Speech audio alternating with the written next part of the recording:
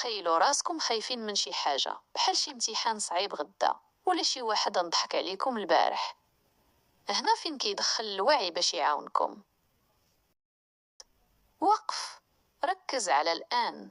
ملي كتحس بالقلق غمض عينيك وقول أنا هنا ودابا. هاد اللحظة اللي كتركز عليها ما فيها لا امتحان ولا مشكل قديم. فرق بين أنواع المشاكل. كاين مشكل ديال دابا خاصك تقرا الكتاب اللي بين يديك، وكاين مشكل ديال العقل، الخوف من النقطة اللي غتجيب غدا. العقل هو اللي كيخلط كلشي. النص كيقول ليك كتلغي المشكلات، حيت عقلك هو اللي كيجمع الألم ديال الماضي مع الخوف ديال المستقبل وكيخلق لينا وحش ما كاينش. تعامل مع المشكل اللي كاين في الحاضر بفعالية. إلا المشكل هو خاصني نحفظ، نوض وحفظ دابا. هادشي هو التصرف الفعال. ما تضيعش الوقت في التفكير.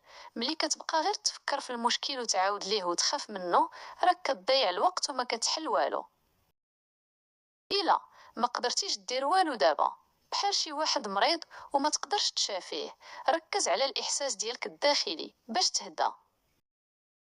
الجسد الداخلي هو الأمان. حس بالهواء اللي كيدخل وكيخرج من صدرك. هاد التركيز كيسكت صوت العقل القلق.